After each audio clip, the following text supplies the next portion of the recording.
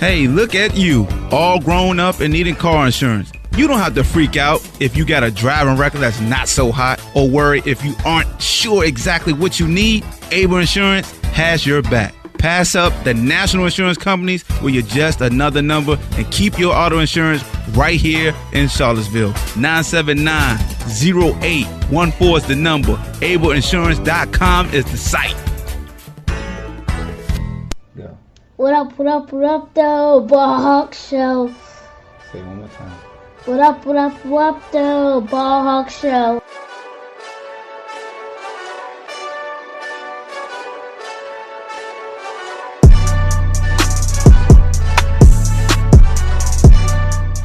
What up, though? Welcome to the BallHawk Show podcast, recapping the Who's victory versus Auburn. We going to the national championship. We going to the ship. What? We going to the ship. What? We going to the ship. Y'all remember the little Keanu Reeves movie what he had with the inner city baseball team? What was the name of that movie? Hardball? Baby, you don't know the name of the movie? Y'all remember the movie? They the Cucamonga with Lil G baby, and she be having my baby.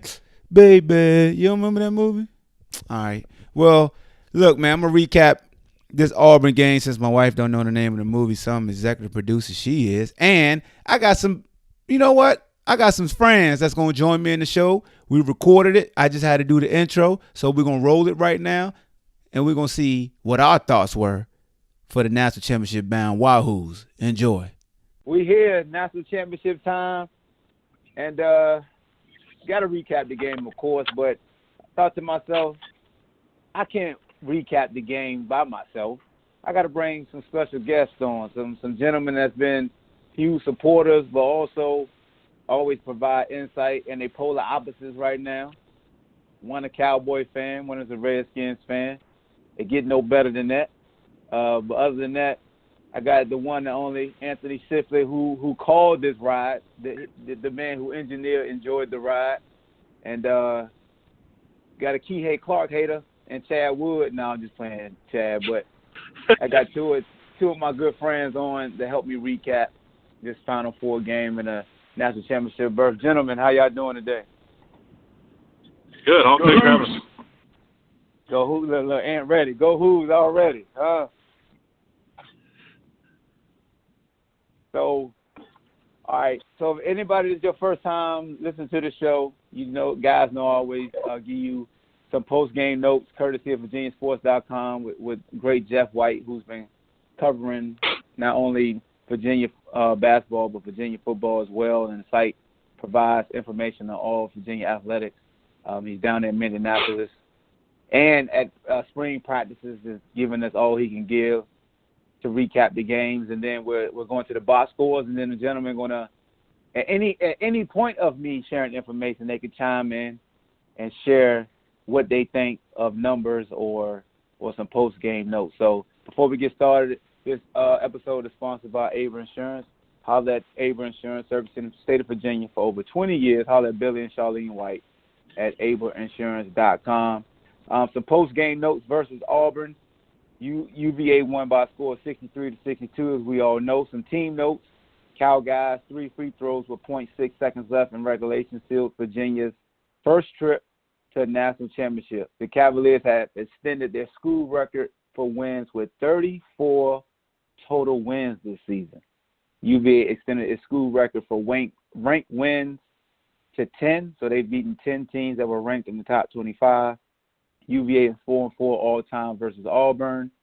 UVA trailed 31-28 at the half. They are now 6-3 this season when trailing at that half. If I'm not mistaken, was this the third game they trailed at half in March Madness? I know Gardner-Webb they trailed versus Purdue, and then they trailed this game. Did they trail versus Oklahoma or Oregon? Y'all know offhand? They were definitely leading Oregon. They definitely led Oregon, I think. Okay. I think they were leading to Oklahoma also. All right. So, yeah. So, there we go. So, 3 of those games, they trailed at half. UVA is 8-0 to start the second. Went on an 8-0 run to start the second half and held Auburn scoreless for the first 5 minutes and 46 seconds. It kind of mirrored the previous game when Cal got hot coming out of half, how we jumped right on Purdue. Auburn erased UVA's 10-point lead with a 14-0 run down the stretch. That's when Ty Jerome picked up his fourth foul out of frustration when he felt like he was fouled going to the cup. Some player notes, double-figure scores. Ty Jerome, who we just talked about, had 21 points. Cal Guy had 15. DeAndre Hunter had 14. Manu Diakite had a career-high 5 block shots. Jerome matched a career-high with 9 rebounds. And Jerome had his 8th career 20-point game. Jerome's 6 assists is tied for 6th on UVA's single-season assist list with a now 194 this season. So before we get into the box score, I'll let you guys just break down what you saw, at least, to start the game in the first half as far as what Auburn was doing and what we were doing to be successful. Anybody got any thoughts? What was you guys' assessment? I thought Bruce Pearl did a phenomenal job. And I'm a Bruce Pearl hater, right? He cheats everywhere he goes. But he did a phenomenal job, right? We can go on and on about that. But he did a phenomenal job. They ball faked very well early on, trying to get Mamadi off the floor. And it worked. Mm-hmm. I think Mamadi ended up with 5 blocks, but I think most of those were second half, if I remember correctly. I thought he did a phenomenal job there. He also did they weren't hitting shots in the first half because Virginia was forcing them out, to shoot 3 feet farther than what they're accustomed to. And that's what the pack line does. That being said, they did a really good job of getting to the lane that first half. I thought Bruce Pearl did a really good job, and I'll throw it out there.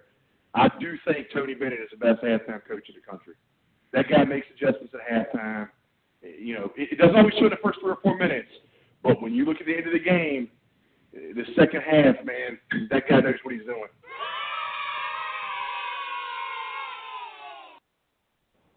No, I definitely agree with that. It goes to show you, man, the past couple games is coming out of half. Coach Bennett, I don't know what he says. I don't know what his staff does at halftime, but those first 5 minutes coming out of the half seem like it's always the turning point in the game for our ball club. You see a new little wrinkle offensively also. We seem like we, if we're running the block remover, we'll go to continuity or vice versa, but it's always like a certain wrinkle or a sub. I remember last game, I think Jack Salt started out in the second half. I don't know if he started out this second half of this game, but there's always a certain wrinkle. But I do agree with you, man. Coach does a good job of adjustments, and that's what it's all about on this big stage, man, just going in, kind of drawing it up in the dirt of what you saw, and your assistants getting together and your players implementing it in that second half. What you got, Chad? Going off of that, first 5 minutes, second half, it's critical, like it always is. But first half, you asked about first half thoughts. Kihei Clark, I'll give him credit. Much as it hurts, I'll give him credit. We would have been eliminated a long time ago. But pertaining to this game, I didn't really feel that good at halftime. Auburn had missed a lot of 3-pointers and should have gone down. People say, Virginia fans, we're in good shape. We shot there, from 3-point. We only made, I think it was 3 at the half maybe. And I said, well, you got to look at Auburn. They're not going to, in the second half, there's no way they're going to continue missing these shots. So, yeah, like he said, Bruce Pearl, I think he did a great job. Also, pick and roll, I think Mamadi struggled a little bit with that. And also asked last night with, Huff coming in the matchup, we didn't really get to talk about it much, but thinking back, after I thought about it overnight, I don't think Huff would have done a much better job. So I think, overall, I don't want to say lucky first half, but we were very fortunate Auburn was not shooting the ball. Obviously, missing their point guard obviously hurt them, but you play with what you got. So I think we were fortunate at halftime, but like you said, the first 5 minutes, second half, it was crucial, and Tony Bennett adjustments. There's the only thing it can be because it happens, almost every game. So hats off to that guy. So another thing, too. Go ahead. Go ahead, Ant. No, you good. Go ahead. So one of the things that we did in the first half very poorly on offense, and, what is the thing, Hawk? They're kids when something happens, but they're adults when you want them to be right. I view these guys as kids, right? They're 18 to 22 years old. So I'm not ever really hard on any individual player. But Dre, in the second half compared to the first half, was a different player. And the main difference is he was aggressive in the second half. In the first half, he settled. Okay, Mm-hmm. and when you settle in for 15 to 17 footers, they're going to go in more when you've created that space by getting to the basket, making layups, getting fouled, right? They're going to create that space, but until you create that space, a contested 15 to 17 footer is traditionally a bad shot. He missed a handful of them in the first half, and I think that's what he was doing. And I think the second half, that was one of the adjustments that was made. If I had to guess, Jason Williford had to talk with him at halftime. No, I definitely agree with you because I always say, Dre's kill zone's that 15-foot extending the free throw line, baseline where Mike Scott made a living at. And you hit the nail on the head. You can't get that space on the triple threat drab until you can demonstrate that you can get to the cup in a aggressive fashion. And the fact that he was settling for jumpers, he'll have somebody post up on the block and he'll face up and kind of fade away. It kind of defeats the purpose of getting to where his sweet spot. And when he came out in the second half aggressive, then they started backing off him just a little bit, and he started hitting them. But if we look at the first half, shooting-wise, Auburn shot 41% from the field. They were 12 of 29. They shot 21% from three. They was 3 of 14. UVA was 12 of 28 in the first half. They shot 42%, and then they were 3 of 9 from three, shot 33%. And we was 1 of 3 from the free throw line. I think Ty shot all 3 of those free throws, if I'm not mistaken. Ty was definitely 1 of 3, and then I think DeAndre was 1 of 2 or something there early too, I think. Yeah, I think you're right. I think they both. I want to say that Ty missed an and one. Like Ty missed an and one, and DeAndre missed 2 of them. And I think that's right. Missed 2 of them late too. So I think DeAndre did miss both of them. Yeah, that's what it was. So that was the 1 for 3 in the first half. So, like you said, Chad, when we went to halftime, I was more at ease because I just felt like Auburn got into the paint kind of late, and it was off of like dumb shots that we had. It was more transition, and then their point guard was doing a great job of he was taking it all the way down to like 10 seconds in the shot clock, and they would have a high screen and roll. He would get some type of motion or movement. And the kid is just a good, dribble drive PG, and he got 4 points late in the first half. That kind of gave me cause for concern. But the shots that Auburn was hitting, they were open threes, but we were running out kind of late. And like you said, they wasn't shooting that well. So I was kind of like, okay, we might be down, but we not playing our best ball. I'm always looking at DeAndre like, all right, he ain't playing his best ball. We only down by 1. Ty had to switch on. I saw Cal hit his first 3, and then he kind of, had a little, rut. And it was just a testament to Ty just keeping us afloat. Momney wasn't the same Momney the past 2 games. So all the things that were going wrong, we were only down 1. So then you come out in the second half, and we just turn up. It was Hunter. I mean, he was just going to the cup strong. Did he have a dunk on like the baseline or something like that? Or a back door from Guy. Yeah, there you go, back door. Yeah, so. Yeah, Guy got to the elbow extended, and instead of shooting it, you gave a little bounce pass to Hunter on the baseline. He dunked it. Yeah, I mean, I thought Braxton Key, he played 10 minutes, but I thought he was effective for what he did. Just his ability to just be physical. The help on the screen of rows and the hedges and things like that. He only played, like I say, 10 minutes. Jack Salt played 9, set a couple screens here and there. I know he got 2 real chippy fouls real quick when number 10 just flopped when he was trying to go for the offensive rebound. But Coach has been keeping this rotation pretty tight, and I have been surprised that we haven't played Jay Huff that much. But then again, it's like, I could understand why, just because a lot of the teams have been playing the smaller teams. Everybody's been like 6'8" or 6'9". So it's almost like we want to play our small ball lineup, and Kihei's been playing well enough to where you can't take him off because he's doing such a good job versus these smaller guards. And the good thing, Auburn's point guard was cramping up some. I mean, I'm not naive and dumb and not going to say that, Jared Harper was fully 100%. He was battling cramps because he's super quick, but he did hit 2 big threes off the bounce to kind of get them going also. But what do you guys think about the kid Bryce Brown for them, man? I thought he got hot late in the second half. he did that three he hit in the corner. It was actually similar to that three that Guy hit that put us down by 1 with 6 seconds left or 7 seconds left. They hit two very similar threes. They're big time shots in front of 70,000 people, you know, and millions more on TV. The background's different. I mean, Ahmad, you play ball, right? You know what it's like to play in your local gym and then to go play back when we were coming up in U-Haul, right? It was a huge difference. Well, imagine playing in JPJ or I forget Auburn's arena, but imagine playing in that and going to play in something 5, 6 times that size, whatever. You know, it's incredible the way those kids were shooting late.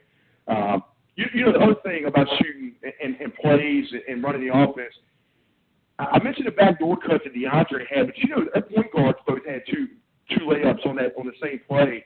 Kihei found Ty in the lane on the left-handed pass from the wing on a backdoor from the opposite wing, and then I want to tell you, Ty found Kihei on the same play. Yeah, he did. It was the same thing. And, it was the same thing. And it was both from far out. Both of them found each other from like the halves. Yep. Long passes. Yeah, and you know, when Virginia can create easy buckets, they're hard to beat. I mean, I know we things had the ball had to bounce their way at the end for us to win that one. But you know, you got to think we found Ty found Diakite for an easy one there early. It was a little pump fake layup, and I feel like that was first half. And I just mentioned there's 3 or 4 baskets, man. When a Tony Bennett coach team is getting layups, I'm telling you, they're hard to beat. They really are. No, they definitely are, man. And so I want to talk about Ty for a little while, man. What are y'all thoughts on Ty, man? I mean, he did something that only Magic and Bird did, and that's with a stat line of 21, 9, and 6. It seems like in the first half, every time they hit a big shot, he responded with a big shot. I mean, if you look at the Purdue game, anytime Edwards would hit a big shot, it seemed like Ty would hit one, but it wouldn't get as much roar because his was so nonchalant, you know, unassuming. Whether it's a long three from Thailand, shout out to Ant for the Thailand, or he just get into the basket with a floater with the and one. What are your guys' thoughts on just his ability just to rise to the occasion, even though he's not the dominant player for us is DeAndre, but I always say the dominant personality is Ty Jerome. You know, like he's the engine. DeAndre can out-athlete you, right? You know, he can take over a game because he's a better athlete than you are. And combine that with the fact that he's super successful, super skilled, he can just take over a game in that manner. Ty does it differently. Ty took over the game across the stat sheet. I think he led the team in points, rebounds, and assists. I know he led the points and assists. I think the matter he did more than. Yeah, you're right. That's incredible. Yeah, that's incredible. I mean, you're playing on a team with an All-American and a lottery pick, and you led the team in all 3 categories. I mean, that's incredible. I mean, they both All-American. Both of them. Yeah. That is true. DeAndre's All-American as well. So I guess he channeled his inner Westbrook last night. There you go. Kyle's a hero, rightfully so. What he did is unmatched. It's incredible in the last 6 or 8 seconds. And he played a great game overall, don't get me wrong. But Ty, man, he didn't want to lose that game. He's playing like a kid that is playing his last game every time he steps on the floor, and he doesn't want to lose. He did it against Purdue, and he did it against last night against Auburn. Yeah. And the thing about Ty is he's a kid that he's one of those kids like you take the good with the good and the bad with the bad. Because his last 2 3-point attempts wasn't something that we wanted, but he has that hero ball mentality to where it's like it's almost like you let him have it because you know he's going to keep going at it. Because the last 2 threes, I'm like, damn, Ty, don't take those shots. But then it's like, you know, that's just him. Yeah, you know, he hit that one against Duke last year with a fake pass, and you're yelling at your TV no until it goes in. You know, and when we lost to Virginia Tech, that 3 he hit from way deep. Yep. And you know, he had won. Y'all give a. Was it? Go ahead. No, I was just gonna say, talking about Jerome, I'll give Anthony credit on that. Also, he came. He said, you know, this guy's gonna be special. Keep an eye on him. And watching the games, I really didn't see much, but now I'm starting to see what Ant saw a long time ago. But look, I think it was 21, 9, and 6. He shot 50% from the field. He almost shot 50% for 3-point. I think he was 4 of 9. So you combine that not only are you leading the team in points, assists, and rebounds, but you also shoot 50%, and you almost shoot 50% from three. Also, when they went on that 10-0 run, we were up 10. I believe it first started when he picked up his fourth foul. Am I correct? Yep, that first foul. Yep. They went on So some things, aren't tangible, but, he pretty much carried the team on his back last night. Obviously, Guy came up clutch, in the last, I don't want to say last minute because he played some big plays before, but, Ty Jerome definitely, he carried the team last night. Yeah, so, I think they should give 70 minutes the keys to Monticello, right? So I want to start off with that. But I would not have full time at 4.5 minutes, 4:47. I'm yelling at the TV like, you can't pull him. You got to say, if you pull him for a second, maybe. But that 10-0 run, they 6-0 was first, 3 possessions he was out, was a 6-0 run, I think. So I just can't pull I don't know, I can't say he's the best player, but he was the best player before last night. I can't pull him in that situation. My high hand. You can't pull your high hand and that. Because even he didn't want to come out. No. He didn't want to come out. And I think what happened, he got fouled on the drive. It was a clear foul. And he didn't realize he had 3 already, so he tries to swipe from behind. They call it a ticky-tack. And he get into that little, shouting match like, you missed my foul. Refs are never going to change the non-call. And I think it hit him like, oh, man, that was my 4th foul. And he's like, no, I'm good. And coach was like, no, you need to come out. And they immediately went on that run because if you look at just the flow of our offense, that I want to say during the 3 minutes when we went on that little run, he was engineering a lot of things. He was hitting threes off the elbow. He hit that little living right shot off the back of the rim that landed real flat and then went in. So we didn't really have anything that was fluid on offense. It was just Ty was making shots. He was back at New Rochelle and he was making the difficult shots because Auburn was doing a good job of hedging and Stan collapsed on Kyle and Kihei did hit 1-3. But they were just doing a good job of just frustrating us, not allowing us to set up in our sets. And like you said, and once Ty went out, we didn't know what to do. I mean, it was just tough for us to try to get. I wish we did have something to where we just went away from our offense and just let DeAndre just either go to a block or come to that elbow, 15 feet extended, and show me something with a face up. Give him the whole shot like Melo. But they used to do for Melo with the Knicks. Like, give me something like that for him every now and then. Yeah, so especially late in games when we go into that isolation type offense anyway, we're going to let the clock go 20 seconds and then run a play with 7 to 11 seconds on the shot clock. I'm surprised. With DeAndre is a lot more like Malcolm than folks realize, the way he scores, right? And we used to run that with Malcolm, and we run it with Ty now. Ty's my favorite player, right? So I love the ball in his hands, and I get it. But if he's not in the game, I have DeAndre at the top of that. I don't have Clark's hands. You can't put it in Kyle's hands. He needs to be coming off the ball. I have that ball in DeAndre's hands at the end of the shot clock. Yep. No, I agree with you. What do you think, Chad? Go ahead. No, you go ahead, finish. Well, you mentioned big shots, man, and I wasn't around for the Lamp days. The old-timers will tell you that Jeff Lamp hit some big shots. And we all saw the shots that Richard Morgan hit and John Karate hit and Sean Singletary. We can name them throughout the years. And when Malcolm hit some shots, right, he hit one against Pittsburgh a few years back. He hit some big shots in that tournament runs, in the ACC tournament. I'm telling you, I don't think anybody that we've ever had hit more big shots than Ty Jerome. I don't think we've had anybody hit more big shots than him. I mean, he consistently hits them. Like, yep. I mean, and the thing is, his is not just like late games. It's like It's like a team is making a run, getting momentum, and he takes a quick shot to like shut it all down. Like it's a quick, it's something that's out of the ordinary where we're trying to run our pin down screens or we coming off we coming off on the screen on the elbow, and instead of him passing it to Cal, he'll shoot it. Because you can just see the guard kind of glance over to see where the screen, where the screen is going and where Cal's popping out at to try to cheat, and Ty take that shot from the top of the key.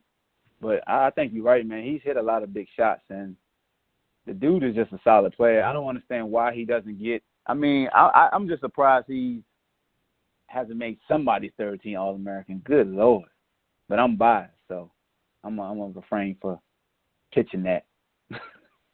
Yeah, they look at stats too, Ahmad. I think that You know, Kyle Stats, he scored, 2.5, 3 points more. Kyle shot 5-6% better from three. And they look at him and go, well, that kid only averaged 12 points and 5.5 assists a game. If you factor in pace, though, Kyle averaged probably 17.5 for Duke, right? You put time on a team that plays the pace of Carolina or some of those teams, and Ty probably averages 16 and 8. I mean, I know that probably sounds extreme, but he's a type kid that can really light it up. Kyle, too.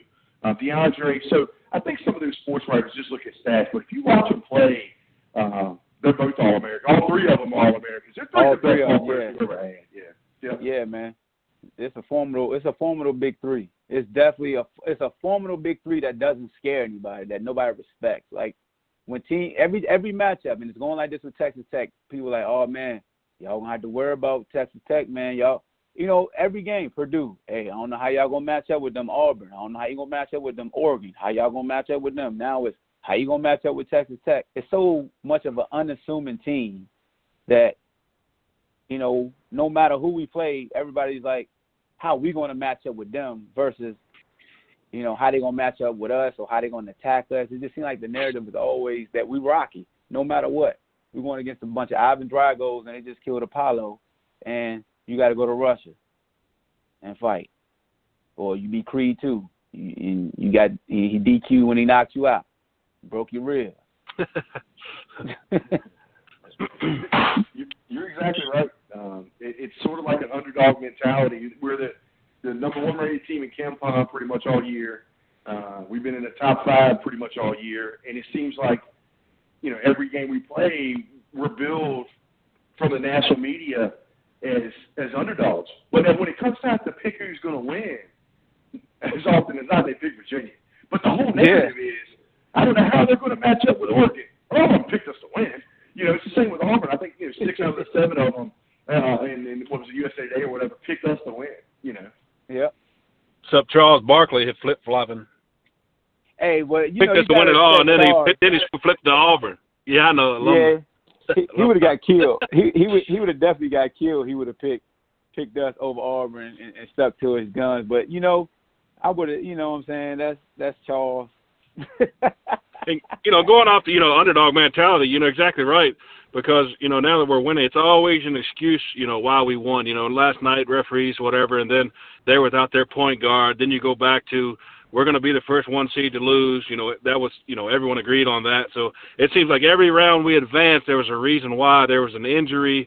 There was a bad call. There was, overrated. But, by KenPom, like you said, we're number 1. But, I've never seen a team be this dominant. You look at ACC over the last 2 years.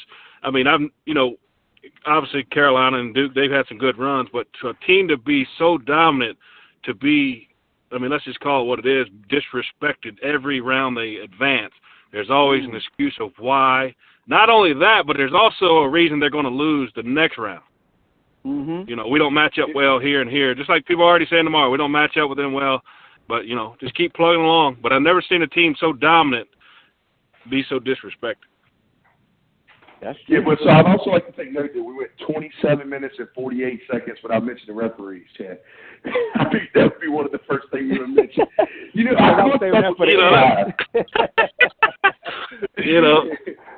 But now that address the elephant in the room, you know what I mean? Address the elephant in the room. Hey, now that you mentioned it, let's go ahead. We're going to go ahead and go to the referees. So we all know Auburn's trying to foul on purpose. Yep. And when Ty Jerome double dribbled, I don't think anybody that was watching the game live screamed he double dribbled, because all of us played basketball, or all of us we've been to games. Anytime there is an infraction or something that's illegal that takes place, usually it's somebody on the court that's like, oh, you missed a call. Like if somebody traveled, somebody jumping up off the side, like travel. Yep. When he double dribbled, and I'm saying that air quotation, when he double dribbled, the kid that was checking him didn't scream it. Nobody on the floor screamed it. Nobody on the sideline screamed it. Everybody was just like, Auburn's going to foul. And it amazed me when the CBS folks were like, well, they missed a double dribble. Like, okay, but we're going to miss, he got grabbed in the chest. Like, we know they're trying to foul. I don't even think Auburn coach wanted a double dribble. He just wanted a foul. Yeah, he did foul. I mean, he fouled it before that. Yeah. When he grabbed his jersey, yeah. Yeah, I mean, he did foul it. I mean, if he didn't foul him, he probably wouldn't have double dribbled. It happened, though. He double dribbled. Yeah, he double. I don't care. I don't care. I mean, the basketball gods owed us. I'm telling you, man. I've watched this for Grayson years. Allen. And they owed us from Willie Durst checking in to the Duke game in 1997, and the horn blew, and he didn't blow the whistle, and we found, I think it was Wojo, and he hits two free throws with no time on the clock, and he wasn't even supposed to be in the ball game. Norman Nolan. I'm probably telling the story wrong at this point. It's been 20 or 22 years, but the basketball gods owed us, and we're being paid back right now. Then they broke Dre's hand last year. Yep. But no, you talking about Hawk. No one saw it live, and you're exactly right, because they even, if I remember correctly, they even talked about the foul on Guy at the end, and then Gene Segator, I think his name is, when he came back, that's when he came back with the double dribble. So not only did they not see it live, but it was some time after that, and no one even talked about it until I think Gene brought it up was the first one. I could be wrong, but they obviously he double dribbled. Everyone knows he double dribbled, but at the same time, the referees should not have been able to make that call had they had called they were trying not intentionally foul, but they were going to foul, and they fouled, and they grabbed his jersey. Had they called that, the double dribble, even if it would never happen because it would have been dead. It had been a foul right there. So, yes, he double dribbled, but they should have never had to make the call because they should have made the foul call before that. And you know what? It's consistent. It's consistent with the anticipation of the intentional foul, because if you go back to when Auburn was inbounding the ball from the sideline and they got the ball in when Cal almost tipped it, and he tipped a piece of it, but I think number 10 caught the ball. When we went to intentionally foul him, he travels. When he traveled, yep. Traveled too. Yep. Yeah, it's an obvious walk, but we're trying to what? We're trying to intentional foul. So that's why I wish the powers that be would take both plays and just say, hey, refs are anticipating an intentional foul. Both infractions were missed because in their head, they're human. They're like, let me go ahead and get ready to blow the whistle, because I know both coaches have said, hey, we're trying to foul. Bruce Pearl and Coach Bennett have communicated to all the players and to the refs, we're trying to foul to try to preserve some clock. Yep. So for them to say they missed a double dribble, we could go back and say, hey, they missed a travel, and then we could go back even further and say, well, how about when DeAndre Hunter was driving up the left lane and when he pulled his arm out of socket? And he gave it to Kihei, and Kihei got caught in the baseline and got knocked down. So what happened? They go down the court. Their point guard goes to the basket. DeAndre knocks him down. It was almost like we ain't gonna call it on either side. So they let them get away with the travel. They let us get away with the double dribble. It was almost like a wash. Yes. So I made the comment a couple times on text to buddies last night. Man, they're letting them play. They're really letting them play. And you can't benefit that the whole daggone game. On both sides, I mean, did you have 3-4 fouls at the end? We had a foul to get to 1-on-1. Same with them. Yep. They let them play all game. Yeah, Auburn had to do the same thing. Yep. Yeah, and so you can't complain the whole game that the refs are letting them play. That was actually fun to watch. As a fan of the team, it was frustrating that Dre got pulled back and Kihei got knocked down, all those things. But if you're just a neutral fan, that's fun to watch when referees let them play a little bit. And you can't say, hey, man, they let them play, and then complain about it when they let them play, when it doesn't go your way in the last 6 seconds. Definitely. Well, yeah, that's coming from that. Go ahead, Chad. That's coming from Bruce Pearl. Just like he said in the post game. I'm not blaming the referees or anything, but on the guy's shot, if you call that a foul, you call that a foul at halftime, early second half, first half. You call it the whole time. Like Anthony says, you can't congratulate the refs for letting them play and decide their own game, and then when it doesn't go your way, say, oh, well, if that's a foul, it's a foul all game. You can't just call it there. But when you cheat and you point shave, basketball gods sometimes don't look down on you too well. So. Hey, I definitely think that what Bruce Pearl says, like, if you're going to call a foul, call it any point in the game. That's why I got mad when people was like, you don't make that call at that point in the game on Cal. I was like, dude, that's like the safety issue. That's the Zaza Pachulia. That's the Bruce Bowen. That right there gets called clear. And it wasn't like Cal kicked his foot out. He literally got hit. Like, cause I told the dude, all right, if that's not a foul, if he doesn't get touched, because he was like, it didn't affect the shot. I was like, well, if the guy's not there, Cal guy makes a 3-pointer. He didn't want to play that game with me. Because like, if Cal led, 100% he makes that 3-pointer. he's making that. He's making that. Because the first one he got hit too, but he just made it. Because that guy hit Of course, him that second shot. Yeah, So that was a big that time was a point shot. of emphasis. What was it last year before too? There was a focal point that you had to give the player a landing Yep, spot. you got to let him land. You got to let him land. It was a very obvious foul. I don't think people have most people, logical people anyway, don't have a problem with that foul call. He fouled him, and I agree, Amon. I think there's a 90% chance that ball goes in. If you watch it, he got hit in the hip right as he's releasing it. He took 3% or 5% of his energy, didn't get into that shot, and it would have went in, Because it was a good look. I mean, he elevated. His shoulders were square. I mean, everything was touched. But when you see the still photo of when the guy initially hits his quad, it's a perfect textbook look. Like that's a bang bang. That's going down. Like that's something he dreamed about. Because the thing I love about Kyle is, he didn't flop. It's because when he missed it, he was ready to put his jersey over his face. Like, man, I just missed the shot. We lost. And then Did you hear what he said though? He said when he did that, he wasn't saying that I missed a shot and we lost. He said that he heard the whistle right off hand, and he was trying to get focused to make all 3 free throws. Oh, okay. I think he might be carrying a little bit. I think you're right, but that's what he said. So I didn't know he said he heard the whistle immediately. I didn't know he got fouled. You know what I mean? Like watching it live, I thought the ball was going to go in. Yeah, me too. I was like, damn, we I lost. I did hear the whistle. I will be honest. I did hear it, and I told Courtney. I said, my wife. I said, hold on, there's a foul. So. Oh man, yeah, I was screaming. Guess I'm in the minority. I was like, we did it again. But you got to look though. Everybody knew that was coming. Everyone knew that Kyle Guy was coming off a screen. Inbound pass was going to him for the 3, and that's what makes it so remarkable that he was able to get that wide open and get a good look. That's the part that people are not talking about. Everyone knew what was coming, and Tony drew up perfect play and wide open. That's another testament. It was a late closeout.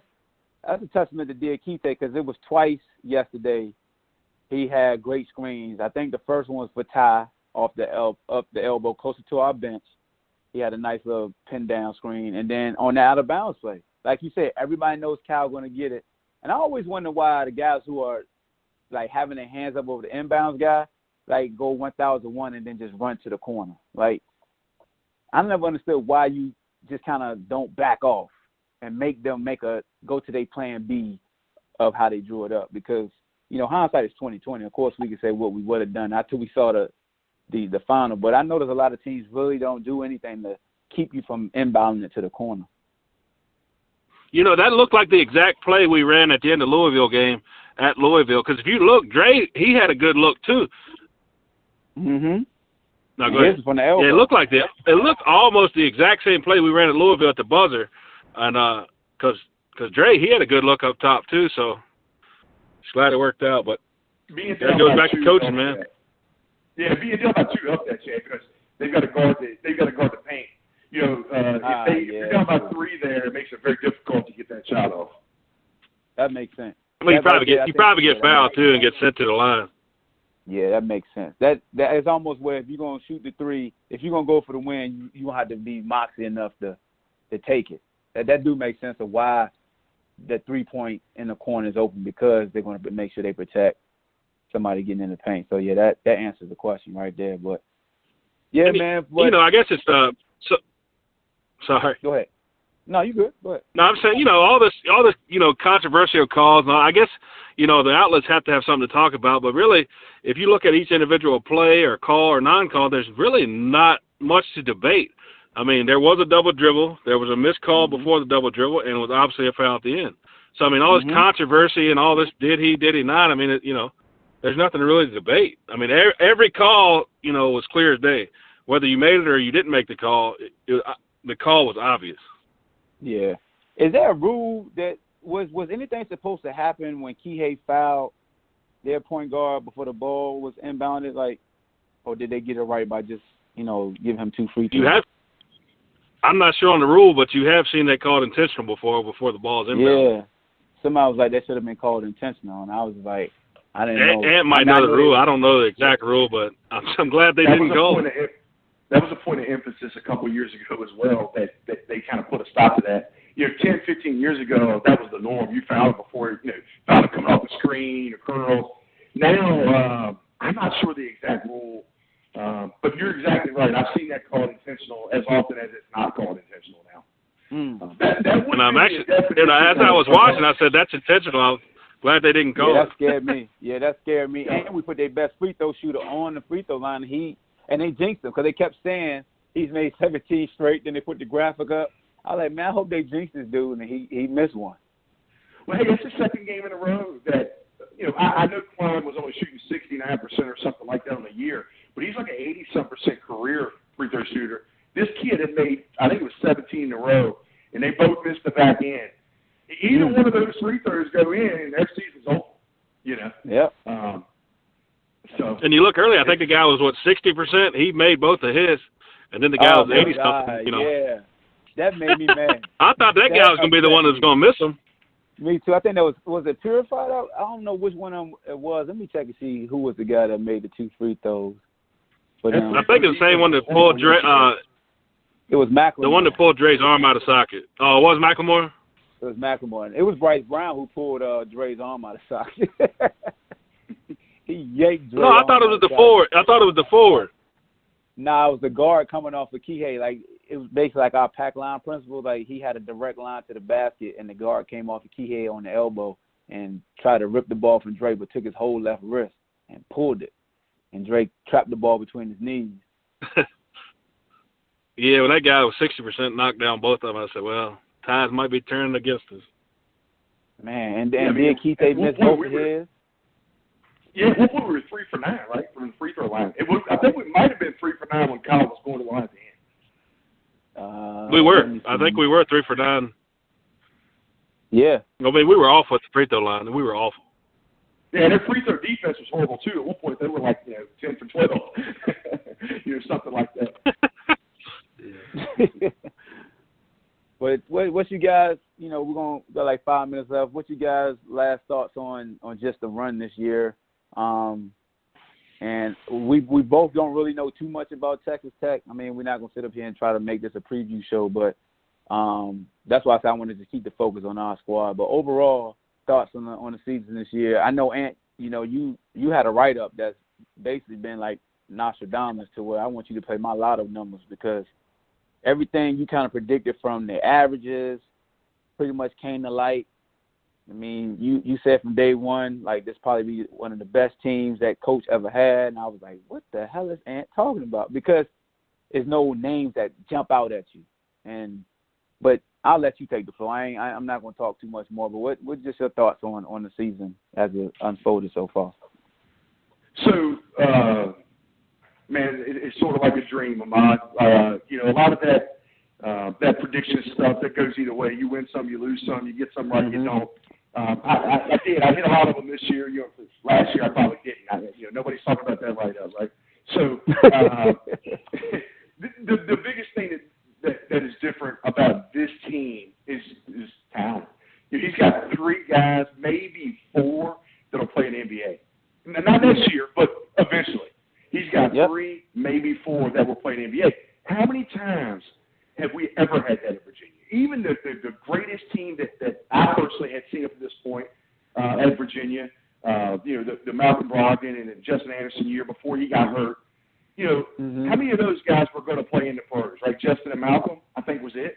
And Justin that year was, and Justin got hurt, right? And then Malcolm still had a year left, and, before he was the Malcolm that we know him as now, he was good then. He was great then, but he wasn't the Malcolm he was the next year. Next year, yeah. Yeah, and so what we got this year, and I realized that technically Jerome Guy and Hunter's technically only a sophomore. They're in the same class, though. That team's not coming back. That team's playing. They're going to be playing, for pay next year. NBA. 2 of those guys are going to be getting paid. And I don't remember the last time. Have we ever had 2 guys drafted in the first round in the same year? If we did, it was in the early 80s. Yeah, I don't remember. I'm not a historian in basketball, but it doesn't jump out to me when 2 guys have been all season projected to go first round. Like, Ty's been in the top 25 all year. And then before the ACC, I want to say right before the ACC tournament, I saw some publications where Cal was a couple slots behind Ty. Yep. So that made 3 guys potential true draft picks in one class. I know folks will say, well, you had London, you had J.A., and you had Malcolm, but London wasn't the London that we fell in love. Like, his last year, that wasn't the same London when Malcolm was in his last year. So if you take the best version of each one, like this year, these 3, the way they've been playing, we didn't see the other 3 playing at this level at the same time. They took turns. Like you said, it was Justin that dropped out. Then he got hurt. Then Malcolm started stepping into that role. Then the next year, Malcolm. But then London trickled in some games. And then when Malcolm left, London took over and became who he was. But I agree with you, man. And Mamdi is the enigma. He's the one that you just never know where the hell he's going to end up at. Hey, so there's what I missed on. I said when he was a redshirt freshman that I thought he'd be a lottery pick one day. And so there you go. I missed on Mamadi. I'm still waiting. But that's still going to be possible. Yeah, he's showing that he's a something to be. And we've been saying this since last year, though, and that if Mamdi can stay out of foul trouble, he gonna help us. That was always our knock on him. Damn, he fouled a lot.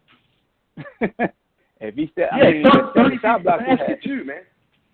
Oh my God, yeah. But Chad, what you got to say besides sorry to Kihei Clark? Other than that, what you got to say about the year? Man, Anthony was right on Kihei. But over the season, our big 3 have been, somewhat consistent. But when you got guys like Kihei locking down, and then you throw in Diakite, those are the main reasons why we're this far. But either way it goes, what happens tomorrow? Obviously we want to win it, but the season has been special, borderline unbelievable. I mean, we all knew Virginia's good, and we all knew more than likely they were going to get a 1 seed, but to win the way they've been winning the last couple of games, if a team makes a free throw, the season's over, but for some reason the ball doesn't go in, and you still, have a little bit of borderline magic on your side, it's been a special season. Obviously, we want to win tomorrow, and I think we will. Throwing that out there, 57-53, Dre's going to have 21 points. But I think it's been special. It's been a fun ride. It's been a fun ride either way. And, we're taking, as Ant says, enjoy the ride. We're taking it weekend to weekend, day by day. But I think, we're going to look back on this season regardless of tomorrow. And, I don't think we realize how special it is right now. But years down the road, I think we'll realize it. But, yep, we're cutting down the nets tomorrow night, by the way. I love it, man. I like the confidence, and people got to realize that, people always say, "I like you've been there." I'm a firm believer, man. I like it's your first time every time, especially when you be busting your hump. Like, celebrate, y'all. I mean, you guys know me with the football program, and people always get mad when they play the swag and surfing, and the guys be doing their little dance on the sideline. It just reminded me that it's a game. Like, sometimes we take it too literal, that we want to be serious and even keel and don't want to show too much emotion. And I think that's the one thing that's gotten this basketball team through is, their composure is contagious. And my wife asked me, she was like, man, it just seems like Ty and Cal never get nervous. And I'm just like, that's their extension of their head coach. When they go into those crunch times, you just look at Tony. Tony's smiling, clapping, saying it's going to be okay. I mean, they went through that fire last year with UMBC, man. I think that has really, really helped them reveal their true character of, you know what, man? We already know. I always say what's the worst that could happen? They already went through the worst. Being the number 1 seed, to lose to a 16 seed. And I think that's helped them the most this year. Yep. Yeah. It's hard to act like you've been there if you have. Exactly. That's exactly right. And these are kids too, man. We act like you've been there. It's easy to say that Tony Bennett or Jason Williford, who have played in big games, whatever. These are kids, man. These guys, 5 years ago couldn't drive a car. Well, about 5 years ago, it was hard for Ty Jerome to even walk with his hips and stuff. That's a good point. He was putting in. Yeah, that's a good point. He was a McDonald's All-American candidate before he hurt his hip his senior year. Him, Dre, and Guy were all top 50-ish level recruits, depending on where you look. That's one of the best recruiting classes that UVA has had. Period. It ranks right up there with the class that brought in like Corey Alexander and Junior Burrow and those guys back in the day. That was a good class as well. But you can count on one hand how many classes they've had that even came close to the level of talent that Tony brought in with those guys. I think Huff was in that class as well.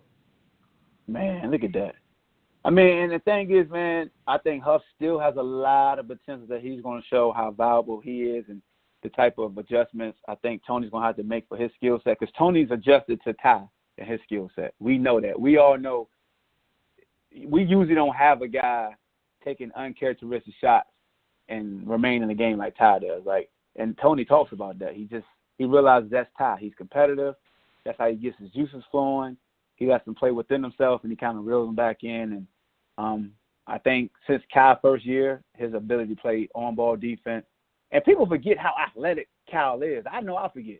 I mean, when you go back and look at his high school mixtape and him doing the double tap dunk when he tapped it from his right hand to his left hand, and his McDonald's All-American dunk contest moves, I mean, you just forget that he's a playmaker. And it comes out to when guys are running him off the three-point line, he has a lot no-look passes and things like that. So if he can jump out the gym, he just jumps off 2 feet, and so you don't see it in games as much because he's a 2-foot jumper.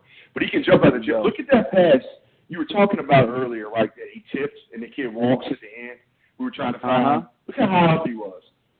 Yeah. Look how high up he was. Look at that. He's an athlete, man. And you people don't understand how athletic you got to be able to get open, as Chad said, and then even just get the shot off over a kid coming at you that's also athletic, 6'2", 6'4".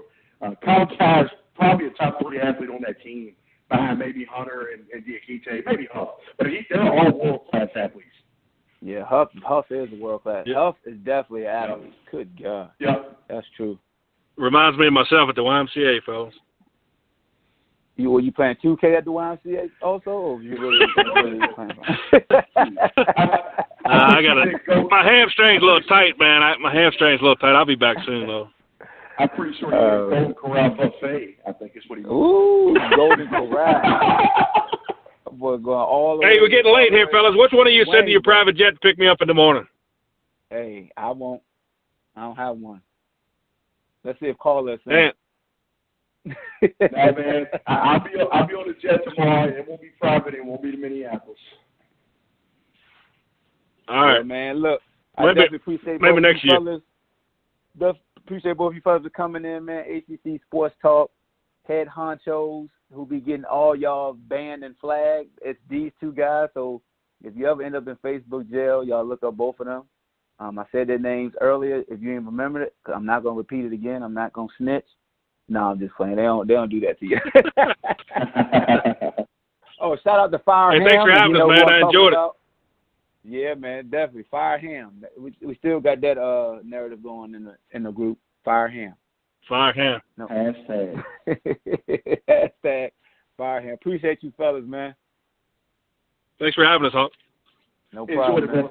Yep. Yes, sir. Y'all have a good evening. All right, boy. Wahoo-wah. Easy, man. Wahoo-wah. So there you have it. Auburn recap with two of my good friends, Anthony Schiffler and Chad Wood. Definitely huge Wahoo supporters and also supporters of the BallHawk Show podcast. And that's what I do, man. That's what I do.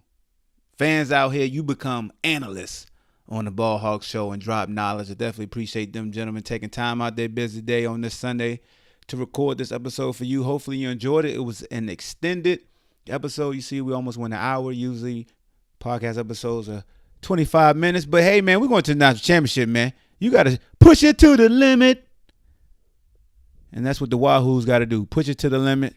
Bring this national championship back to the city of Charlottesville. Enjoy the game tomorrow night, 9:20. You know it's going to be like 9:35 really before the game start.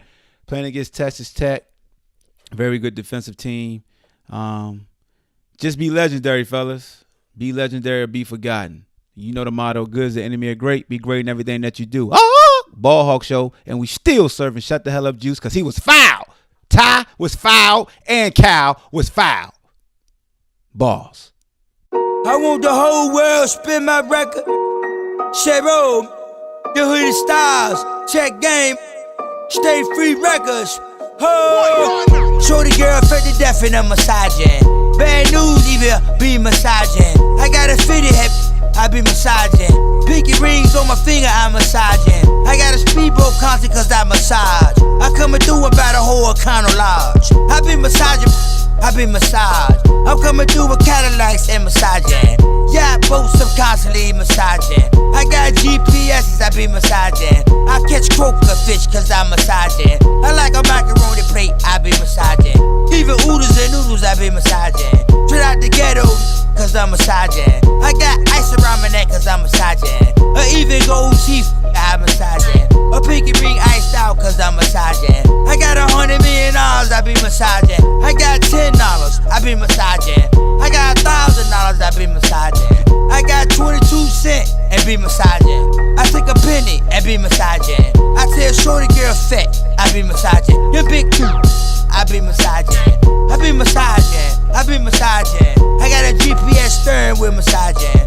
Whole share road chain be massaging. I got a Uzi, I be massaging. I got a 12 gauge pump, I massage. I got 100,000, I massage.